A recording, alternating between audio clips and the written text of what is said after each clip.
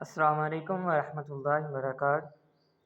आज हमारा mobile graphics batch number 4 की क्लास नंबर 3 है, जिसके अंदर हमने ये देखना है कि उर्दू डिज़ाइनर एप्लीकेशन के अंदर आर्ट बोर्ड का जो इंटरफेस है उसके अंदर कौन कौन से ऑप्शंस हैं और उसके अंदर हम क्या क्या चीज़ें कहाँ से ऐड करते हैं अपने डिज़ाइन के अंदर। तो इससे पहले मैंने जो है ना साइज़ के बारे में क्लास थी। अगर आपको साइज़ के बारे में देखना है कि हमने कौन-सा साइज़ किस चीज़ के लिए लेना है, तो मेरे चैनल के ऊपर जाएँ, वहाँ पे प्लेलिस्ट पड़ी हुई है मोबाइल ग्राफ़िक्स के नाम से।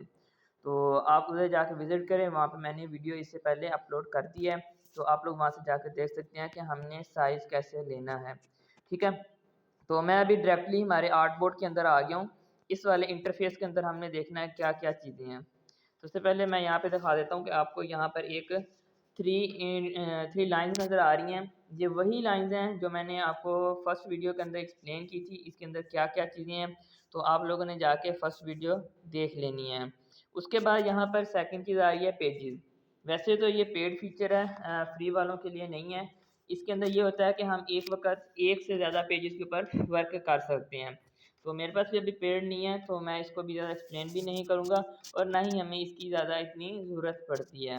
इसके बाद यहाँ पे नेक्स्ट चीज़ आ रही है, यहाँ पे हल्का-सा ब्लर हुआ नज़र आ रहा है, अंडू, और साथ में बैक एरो बना हुआ है।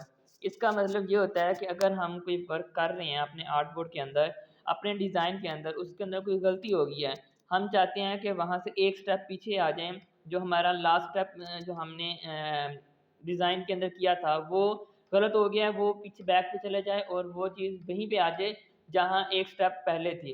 तो हम इसको प्रेस करके अंडू करके यहाँ से हम उस चीज़ को बैक ले आते हैं। उसके बाद यहाँ पर आता है सेव। सेव के अंदर क्या होता है कि जब हम अपना पूरा डिज़ाइन क्रिएट कर लेते हैं, क्रिएट करने के बाद हम यहाँ से सेव वाले ऑप्शन के अंदर जाते हैं। जाने के बाद हम यहाँ से सेव की सेटिंग करने के बाद, ये उसकी कुछ सेटिंग है, ये जब हम डिज़ाइन क्रिएट करेंगे उस वक़्त मैं आपको बताऊँगा कि इसकी सेटिंग हमने किस तरह करनी है। तो ये सारी सेटिंग है, तो इस सेटिंग को हम सेट करके यहाँ से हम एक्सपोर्ट कर सकते हैं। ठीक है? इसके बाद मैं यहाँ से इसको क्लोज़ कर देता हूँ। उसके बाद हमारे पास यहाँ पे आता है ऐड न्यू। ऐड न्यू से पहले मैं आपको यहाँ पे 3 चीज़ें और आ रही हैं, जैसे कि मैं इसको थोड़ा ऊपर कर देता हूँ। यहाँ पे आ रहा है BG colour, transparent background and इसके अलावा यहाँ पे आ रहा है रीसाइज़ पेज। तो मैं इसमें सबसे पहले ऐसे करता हूँ कि रीसाइज़ पेज के बारे में आपको बताता हूँ, रीसाइज़ पेज क्या होता है। रीसाइज़ पेज का मतलब ये होता है कि अब मैंने ये आर्ट बोर्ड ले लिया है, लेकिन मुझे ये तो मैंने लिया 1 बाय 1 का, ठीक है? लेकिन मैंने तो बनाना है व्हाट्सएप के लिए, व्हाट्सएप स्टेटस के लिए बनाना है। उसका आर्ट बोर्ड का डिज़ाइन जो है ना साइज़ जो है ना चेंज होता है। तो उस वक़्त मैं क्या करूँगा कि अगर मैंने इस डिज़ाइन के अंदर रहते हुए इस आर्ट बोर्ड का साइज़ चेंज करना है, तो फिर मैं इस वाले ऑप्शन के ऊपर जाऊँगा। दोबारा हमारे पास यही चीज़ ओपन हो जाएगी, हम यहाँ से जाके जो भी हमें चाहिए होगा, जैसे मैंने व्हाट्सएप स्टेटस का कहा था, तो हम यहाँ से व्हाट्सएप स्टेटस वाला आर्ट बोर्ड ओपन कर लेंगे। आपने देखा होगा कि मैंने चेंज करने से पहले कुछ इस तरह का आर्ट बोर्ड था 1 बाय 1, लेकिन अब जो है ना पहले इस तरह का था, अब जो है ना हमारे पास इस तरह का हो गया है। ये जो व्हाइट-व्हाइट नज़र आ रहा है, ये हमारा आर्ट बोर्ड है जिसके ऊपर हमने वर्क करना होता है। और ये चीज़ जो है ना चेंज हो गया। तो ये हमारा आर्ट बोर्ड का साइज़ होता है, पेज का साइज़ होता है, जो हम यहाँ से चेंज कर सकते हैं। उसके बाद यहाँ पे सेकंड चीज़ आ रही है ट्रांसपेरेंट बैकग्राउंड। ट्रांसपेरेंट बैकग्राउंड ऐसी इमेजेस होती हैं जिसका बैकग्राउंड नहीं होता। अक्सर आप लोगों ने लोगो देखे होंगे, कैलीग्राफी देखी होगी, जिसका बैकग्राउंड नहीं होता। मैं यहाँ पे पीएनजी जिसे इमेज कहते हैं ना, वो हमारी जो है ना इसके अंदर ट्रांसपेरेंट बैकग्राउंड के साथ होती है, जिनका बैकग्राउंड नहीं होता। हम उसको क्या करते हैं, वहाँ से इसको इस्तेमाल करते हैं, किसी भी जगह पे इस्तेमाल करते हैं, उसका बैकग्राउंड नहीं होता। उसके बाद यहाँ पे लास्ट में आ रहा है BG colour. BG colour mean background colour. हम बैकग्राउंड कलर यहाँ से चेंज कर सकते हैं। डिफ़ॉल्ट के अंदर जो इसका कलर होता है वो होता है वाइट, ठीक है? पहले भी आपने देखा होगा जब मैंने आर्टबोर्ड क्रिएट किया था वाइट था, अभी भी मैंने वाइट सेलेक्ट किया। इसके अलावा यहाँ पे पूरा पैनल है, आप यहाँ से जाके कोई भी कलर आप रखना चाहते हैं तो रख सकते हैं। अगर आपके पास कोई पिक्चर है तो आप वहाँ से पिक भी कर सकते हैं। इसके बाद यहाँ पे कलर व्हील भी दिया हुआ है, आप यहाँ से कोई भी कलर चॉइस करके आर्टबोर्ड का रख सकते हैं। उसके बाद यहाँ पे स्वॉचेस आ रहे हैं, स्वॉचेस के अंदर यहाँ पे उन्होंने जो है ना कलर दिए हुए हैं, आप यहाँ से भी सिलेक्ट कर सकते हैं। उसके बाद यहाँ पे इसकी ट्रांसपेरेंसी दी हुई है कि आपने कितनी ट्रांसपेरेंसी रखनी है, कितना हार्डनेस रखनी है अपने कलर के अंदर। उसके अलावा यहाँ पे जो है ना, यहाँ पे उन्होंने कुछ मतलब के हार्ड कलर दिए हुए हैं जो प्रिंटिंग के लिए इस्तेमाल होते हैं। तो ये सारी चीज़ें जो है ना यहाँ पर यहाँ से हम जो है ना कलर चेंज कर लेते हैं। मैं यहाँ से अगेन वाइट कलर कर देता हूँ क्योंकि डिफ़ॉल्ट के अंदर वाइट ही होता है। उसके बाद सबसे इम्पोर्टेंट चीज़ जो हमने पढ़नी है वो है यहाँ पे ऐड न्यू। ऐड न्यू के अंदर क्या होता है? ऐड न्यू के अंदर मुख्तलिफ चीज़ें होती हैं, जैसा कि मैं यहाँ पे एक्सप्लेन कर, अगर हमने अपनी गैलरी के अंदर से कोई पिक्चर, कोई इमेज, कोई चीज़ लेके आनी है तो फिर हम यहाँ पे क्लिक करते हैं, हमारी गैलरी ओपन हो जाती है और हम अपनी गैलरी से तस्वीरें वगैरह अपने डिज़ाइन के अंदर लेके आ सकते हैं। अगर हमने उर्दू डिज़ाइनर की जो ऑनलाइन लाइब्रेरी है वहाँ से अगर कोई पिक्चर वगैरह उठानी है तो हम यहाँ से ऑनलाइन पिक्चर से उठा सकते हैं। उसके बाद यहाँ पे आता है माई फ़ोल्डर। माई फ़ोल्डर को मैंने फर्स्ट वीडियो के अंदर एक्सप्लेन किया था, वही माई फ़ोल्डर यहाँ पे है। अगर आपको इस चीज़ की समझ नहीं है कि माई फ़ोल्डर क्या चीज़ है तो आप लोग पहली वीडियो जाकर देख सकते हैं। उसके बाद यहाँ पे आता है ऐड टेक्स्ट। हमारा जितना भी हमारे डिज़ाइन के अंदर टेक्स्ट ऐड होगा वो सारा हमने ऐड टेक्स्ट के साथ अंदर जाकर करना है। उसके बाद यहाँ पे पेज बॉर्डर आ रहा है, फिर यहाँ पे ड्रा आ रहा है कि हमने अगर कोई चीज़ खुद ड्रा करनी है तो वो कैसे करनी है। अगर हमने अपने डिज़ाइन के अंदर टेबल इस्तेमाल करना है तो वो हम यहाँ से करेंगे। अगर हमने कोई ऑनलाइन लोगो वगैरह उठाने हैं वो हम यहाँ से करेंगे। इसको मैं यहाँ से क्लियर कर दूँ।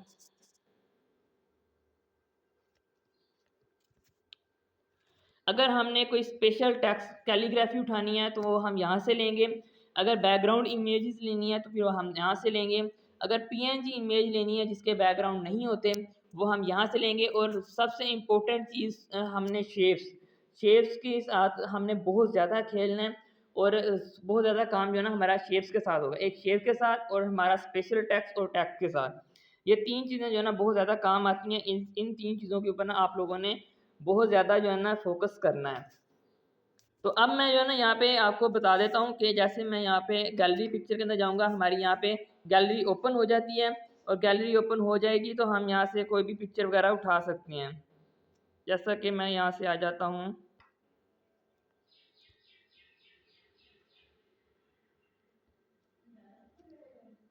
जैसा कि मैंने ये खोला, यहाँ से मैंने ये लोगो उठाना है तो मैं यहाँ से आके लोगो वगैरह अपनी गैलरी से लेकर आ सकता हूँ।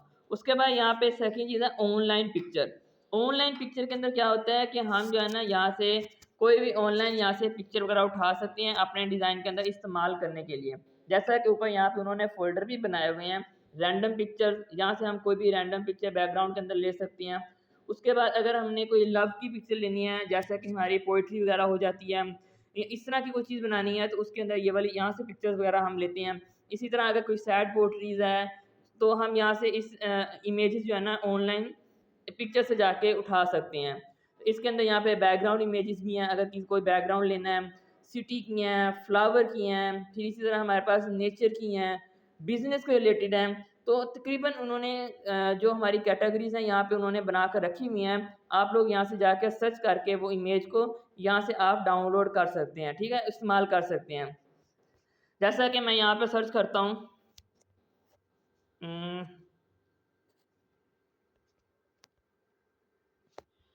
यहाँ पे मैं फूड सर्च करता हूँ।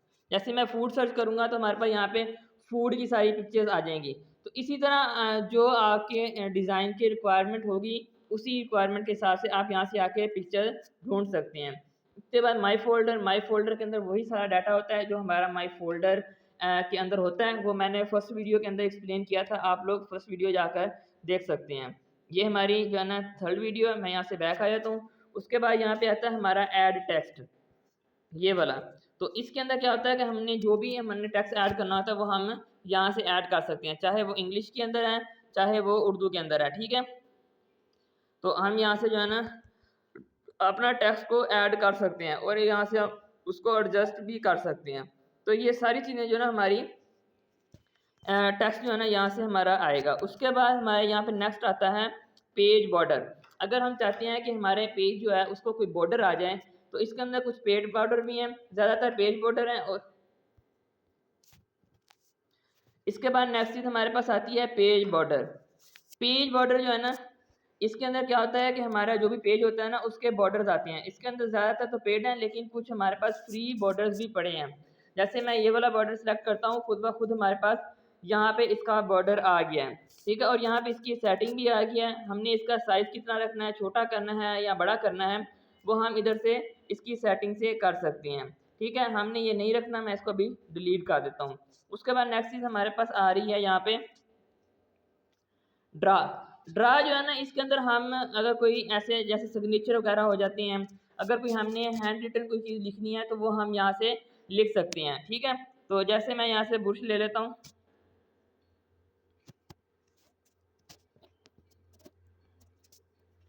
यहाँ से मैं ड्रा के अंदर गया, ड्रा का कलर मैंने वहाँ से वाइट किया हुआ था, इसकी वजह से नहीं लिख रहा। तो यहाँ से हम इसके बुश जो है ना वो भी हम चेंज कर सकते हैं जैसे, ठीक है। तो यहाँ से हम इसके बुश चेंज करके हम मुख्तलिफ डिज़ाइन के अंदर टेक्सचर भी बना सकते हैं, और हम जो है ना यहाँ पे कोई चीज़ें लिखनी वगैरह हैं तो वो हम लिख भी सकते हैं। तो अगर सिग्नेचर वगैरह के लिए ना ये ज़्यादातर चीज़ें हमें ये इस्तेमाल होती हैं। तो अभी मैं जो है ना इसको यहाँ से डिलीट कर रहा हूँ एंड इसको यहाँ से मैं डन कर देता हूँ। उसके बाद नेक्स्ट हमारे पास आ रहा है टेबल। अगर हमने अपने डिज़ाइन के अंदर जो है ना टेबल इस्तेमाल करने हैं तो हम जो है ना यहाँ से टेबल को इस्तेमाल करेंगे। टेबल के अंदर के जैसे हमें यहाँ पे पहले लिखना है कि हमें कितने रोज़ चाहिए, जैसे मुझे 5 रोज़ चाहिए, और इसके बाद यहाँ पे जो है ना 3 कॉलम चाहिए। यहाँ से मैं टेबल क्रिएट कर दूँगा। तो ये देखें यहाँ पे लिखा हुआ आ गया, यहाँ लिखें, यहाँ लिखें, यहाँ लिखें। तो आपने जो है ना इसके अंदर जो भी टेक्स्ट लिखना है वो आप लोगों ने लिख लेना है, वो आपका आ जाएगा। उसके बाद आपने ऐड डिज़ाइन कर देना है, तो आपके डिज़ाइन के अंदर जो है ना टेबल ऐड हो जाएगा। इसके बाद यहाँ पे दोबारा नेक्स्ट चीज़ आते हैं। नेक्स्ट हमारे पास है यहाँ पर लोगो, ठीक है। तो लोगो के अंदर जाके हमने क्या करना है कि हम लोगो सर्च कर सकते हैं। जैसा कि हम सोशल मीडिया के लोगो इस्तेमाल करते हैं अपनी पोस्टों के अंदर, फेसबुक लोगो। तो ये देखें हमारे पास फेसबुक के लोगो आ गए। इसी तरह हम यहाँ पे इंस्टाग्राम के लोगो सर्च कर लेंगे।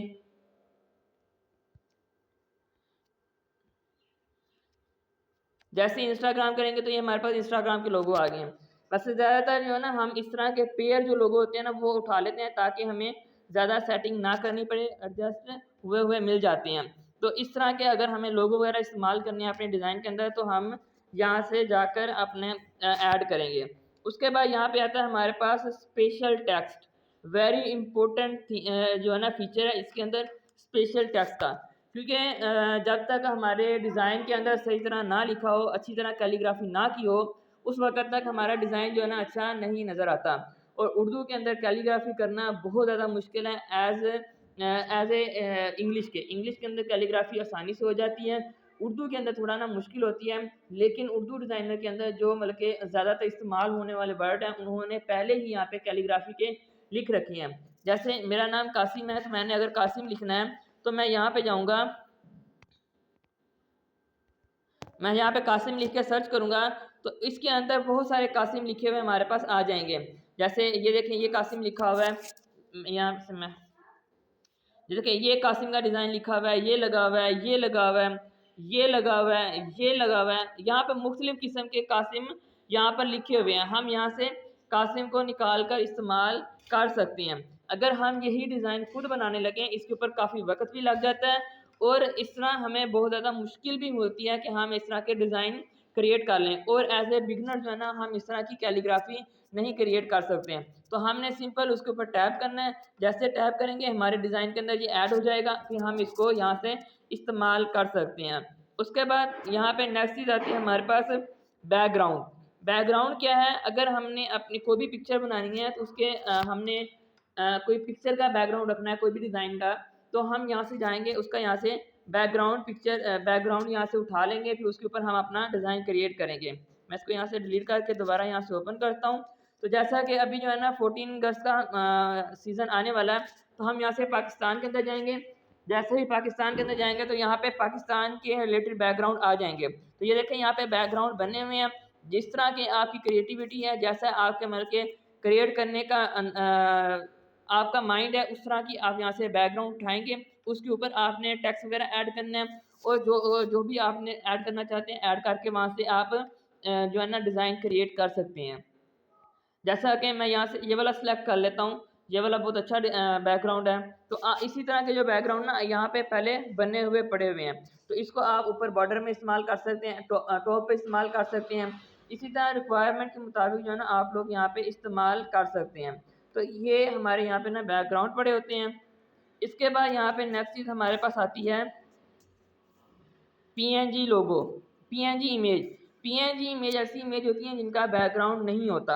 इसके अंदर जैसा कि अभी ईद उल अज़हा का मौका गुजरा है, तो हम इसके अंदर जाते हैं सियाल करते हैं, तो यहाँ पे ईद उल अज़हा के वहाँ पीएनजी इमेजेस पड़ी हुई हैं। जैसा कि यहाँ पे जानवर हो गए, ईद उल अज़हा हो गया, या इसके अलावा और भी जो ईद उल अज़हा के रिलेटेड यहाँ पे चीज़ें हैं वो सारी यहाँ पे उन्होंने पीएनजी इमेजेस यहाँ पे रखी हुई हैं।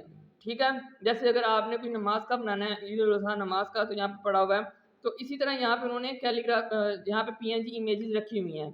तो जैसा कि मैं यहाँ से ये वाला डिज़ाइन उठाता हूँ, तो हम इसको किसी भी डिज़ाइन के ऊपर जो है ना इस्तेमाल कर सकते हैं। मैं इसका यहाँ से पेज का बैकग्राउंड भी अगर चेंज करता हूँ, तो ये देखें यहाँ पे इसका बैकग्राउंड चेंज हो रहा है, लेकिन इमेज के ऊपर फ़र्क नहीं डाल रहा क्योंकि उसका बैकग्राउंड है ही नहीं। ठीक है ना? तो इसी तरह जो है ना हम जो है ना इस पीएनजी इमेजेस को हम अपने डिज़ाइन के अंदर इस्तेमाल कर सकते हैं। इसके बाद नेक्स्ट हमारे पास यहाँ पे आता है शेप्स।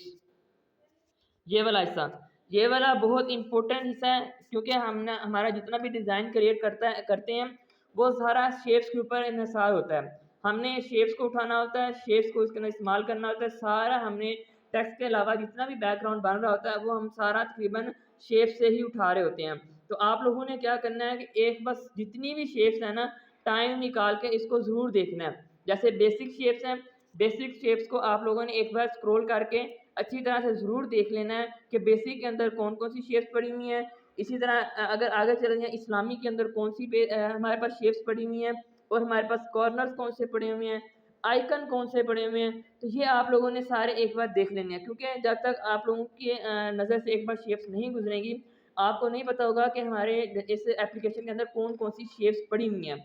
जब शेप्स आप लोग एक बार देख लेंगे, आप लिए आसानी हो जाएगी कि आपने कौन-कौन सी शेप कहाँ से उठानी है और किस तरह आप लोगों ने अपने डिज़ाइन को क्रिएट करना है। ये देखें यहाँ पे वेडिंग के रिलेटेड आ गया, यहाँ पे हर्ट्स आ गए, इसके अलावा यहाँ पे सर्कल आ गए हैं। इस तरह हमारी बहुत सारी कैटेगरीज़ दी हुई हैं, तो आप लोग यहाँ से जाके अपनी कैटेगरी के हिसाब से अपनी शेप्स को यहाँ से ऐड कर सकते हैं।